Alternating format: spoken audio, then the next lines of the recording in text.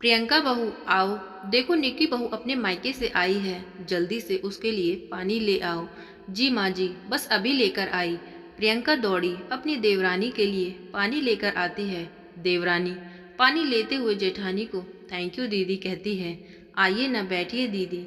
देखिए ना, मैं मायके से कितना सारा सामान लाई हूँ, सभी के लिए कुछ न कुछ भिजवाया है मम्मी पापा ने।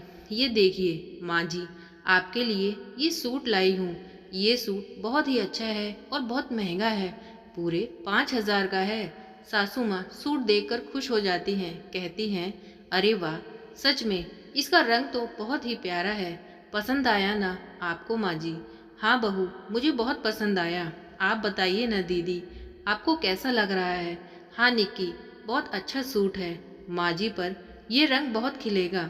सासू माँ अपना सूट ले लेती हैं। फिर निक्की एक और सूट निकालकर अपनी जेठानी को देती है और कहती है ये लीजिए दीदी, ये सूट आपके लिए शगुन के तौर पर। ये भी बहुत महंगा सूट है, शायद ही आपने इससे पहले इतना महंगा सूट पहना होगा। जेठानी और सासू माँ आपस में एक दूसरे को देखते हैं। सासू माँ कहती है निक्की बहू, ये तू कैसी बातें कर रही है? अरे माँ जी, मैं ठीक ही तो कह रही हूँ। हम सब जानते हैं कि प्रियंका दीदी के मायके वाले इतने अमीर नहीं हैं कि वे उन्हें इतने महंगे महंगे कपड़े दे सकें। तभी तो प्रियंका दीदी बहुत ही साधारण से कपड़े पहनती हैं। पर मेरे मायके वाले तो इस लायक हैं, उन्होंने सभी के लिए महंगे महंगे कपड़े और गिफ्ट दिए हैं। बताइए ना दीदी, आपको कैसा लगा? प्रियंका कहती है बहुत अच्छा है निक्की, गिफ्ट तो गिफ्ट होता है, चाहे कैसा भी हो।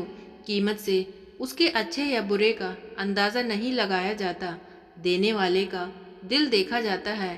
प्रियंका स्वभाव से बहुत ही सीधी और सरल थी, जबकि निकी बहू बहुत ही तेज और चालाक थी। प्रियंका जब से घर में आई थी, घर का सारा काम संभालती थी। घर में आते ही वह सासू माँ को ज़रा भी काम न करने देती। उनकी दवाई और उनकी तबीयत का पूरा ख्याल रखती थी।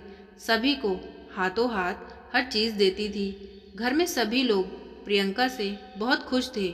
लेकिन निक्की की शादी को हुए अभी 1 महीना ही हुआ था और निक्की ने आते ही अपने तेवर दिखाने शुरू कर दिए, क्योंकि उसके पापा ने दहेज में अच्छा खासा सामान और पैसा जो दिया था, वह ससुराल में सबको अपने पैरों तले दबा कर रखना चाहती थी। वह घर में कुछ भी काम न करती। कई बार सासू माँ उसे काम करने के लिए कहती तो वह तुरंत मना कर देती, और जब भी सास उसे डांटना या चिल्लाना चाहती तो प्रियंका बहू उन्हें शांत कर देती, कह देती कोई बात नहीं माँ जी, अभी नई नई शादी हुई है, अभी कुछ दिन तो हो जाने दीजिए, धीरे धीरे सब सीख जाएगी। आखिर मैं भी तो जब आई थी तो मुझे भी कहाँ काम आता था, ये भी सीख जाएगी। और इस तरह से निकी बहू दिन पर दिन बिगड़ती जा रही थी। लॉबी में बैठी सासू माँ आवाज लगाती है निकी बहू, प्रियंका बहू सुबह से काम में लगी है। सुबह से सारा काम उसने ही किया है, नाश्ता, खाना और सारे कपड़े। अब शाम का वक्त हो गया है, अब तो तुमने आराम भी कर लिया, चलो खाना बना दो। निकी बहू कहती है माँ जी, आपको दिखता नहीं क्या, मैं इतना लंबा सफ़र करके आई हूँ, खाना बनाना तो मेरी बिल्कुल भी बस की नहीं है। आप प्लीज़ प्रियंका दीदी से कह दीजिए। सासू माँ प्रियंका को बोलती हैं। प्रियंका कहती है जी माँ जी, आप परेशान मत होइए, मैं सबका खाना बना दूंगी। प्रियंका सबके लिए खाना बना देती है। अगले दिन सासू माँ आवाज़ लगाती है निकी बहू, मेरी दवाई और 1 कप चाय बनाकर दे दो। निकी अपने कमरे में बैठी फ़ोन पर बात कर रही थी और सासू माँ की आवाज़ सुनकर भड़कते हुए बोली, अरे कोई 2 मिनट फ़ोन पर बात भी नहीं करने देता। माँ जी, क्या आपको नहीं पता कि मैं फ़ोन पर बात कर रही हूँ और आप मुझसे काम के लिए कह रही हैं? घर में प्रियंका दीदी भी तो हैं, उनसे क्यों नहीं कहती? सासू माँ कहती है मैं हर काम के लिए प्रियंका से ही तो कहती हूँ और सारे काम वही करती है, तुम घर में करती ही क्या हो? निकी बहू कहती है आपको क्या लगता है कि मेरे पिताजी ने शादी में इतना दहेज इसलिए दिया है कि मैं नौकरों की तरह घर में काम करती रहूं। सासू माँ कहती है, इसका मतलब प्रियंका क्या इस घर की नौकरानी है? वह तो बेचारी पूरे दिन सारे घर का काम करती है और कभी किसी से कोई शिकायत भी नहीं करती। मेरी तबीयत का भी पूरा ध्यान रखती है। निकी बहू कहती है, मुझे नहीं पता, पर मुझसे काम वाम नहीं होने वाला। अगले दिन प्रियंका की तबीयत खराब हो जाती है और वह सुबह नहीं उठती। सासू माँ सुबह अपनी चाय का इंतज़ार करती है। प्रियंका चाय देने नहीं आती तो सासू माँ सोचती है, आज क्या बात है, दोनों में से कोई बहू नहीं उठी। वह प्रियंका के कमरे में जाती है तो प्रियंका रज़ाई ओढ़कर लेटी हुई होती है। वे उससे कहती है, प्रियंका बहू क्या हुआ? माँ जी, मेरी तबीयत बहुत ख़राब है, बुखार भी बहुत तेज़ है, आज मैं ना उठ सकूंगी। आप खाने के लिए निक्की को कह दो। सासू माँ निक्की के कमरे में जाती है और कहती है, निक्की बहू उठकर फटाफट सबके लिए चाय और नाश्ता बना दे। निक्की उठकर चाय तो बना देती है और कहती है, माँ जी खाना आप खुद ही बना लेना, खाना बनाना मेरे बस की बात नहीं। तभी सासू माँ कहती है, निक्की बहू तू घर में कुछ काम नहीं करती, आज प्रियंका बहू की तबीयत बहुत ज़्यादा खराब है, तो क्या तू एक दिन भी सबको खाना बनाकर नहीं खिला सकती? निक्की सासू माँ को चिल्लाते हुए कहती है, आपने क्या मुझे अपना नौकर समझ रखा है? जब देखो तब किसी न किसी चीज़ के लिए आवाज़ लगाती रहती हो। इस घर में कोई प्राइवेसी नाम की तो चीज़ ही नहीं है। तभी निक्की का हस्बैंड वहाँ आ जाता है। वह कहता है, क्यों चिल्ला रही हो निक्की? कहती है, चिल्लाऊं नहीं तो क्या करूं? ये घर नहीं चिड़ियाखाना है, जिसको देखो हर कोई कुछ ना कुछ काम की ही बोलता रहता है।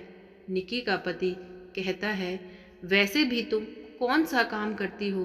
पूरा दिन घर का सारा काम प्रियंका भाभी करती हैं। मैंने कितनी बार देखा है, तुम कमरे में अपने फ़ोन पर बात करती रहती हो, आराम करती हो। तुम कभी उनकी किसी काम में मदद भी नहीं करती। आज उनकी तबीयत खराब थी तो तुम्हें एक दिन भी घर का काम नहीं हुआ। निकी उससे कहती है, मुझसे नहीं होगा ये सब काम। अगर ज़्यादा बकबक की तो मैं सारा सामान अपने मायके वापस भिजवा दूंगी, जो भी मेरे पापा ने दहेज में दिया है। निकी का पति कहता है, बिल्कुल सही कहा तुमने। जब हमारी शादी हुई थी हमने तुम्हारे पिताजी से किसी तरह के दहेज की कोई बात नहीं की थी। तुम्हारे घर वालों ने अपनी मर्जी से ये दहेज दिया था। और रही बात तुम्हारे दहेज की, तो ये दहेज तुम ज़रूर अपने घर भिजवाओ, लेकिन इस दहेज के साथ साथ तुम भी अपने घर वापस चली जाओ। ऐसी घमंडी लड़की की हमारे घर में कोई ज़रूरत नहीं है। जब से प्रियंका भाभी हमारे घर में आई हैं, उन्होंने हमारे घर को प्यार की एक डोरी में बांध के रखा हुआ है और तुम्हारे आने से हमारे घर में दरार पड़ रही है। घर के सभी लोग आपस में मनमुटाव पैदा हो रहे हैं। तुम जैसे पैसों की घमंडी बीवी की मुझे कोई ज़रूरत नहीं और ना ही इस घर को ऐसी बहू चाहिए। और वह हाथ पकड़कर निकी को घर से बाहर निकाल देता है। सासू माँ अपने बेटे को समझाती है, बेटा ये तूने ठीक नहीं किया, हम धीरे धीरे उसको समझा लेते। वह कहता है, नहीं माँ, इस लड़की को कभी कुछ समझ में नहीं आएगा, क्योंकि उसमें पैसों का इतना घमंड है कि जो उसे अच्छाई को समझने ही नहीं देगा।